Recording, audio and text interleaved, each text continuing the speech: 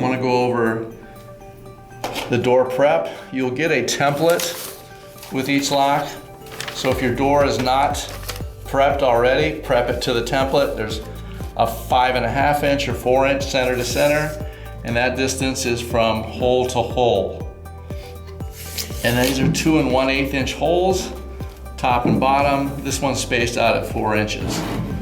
This is a 1 inch bore through. These are also spaced out at the same 4 inches.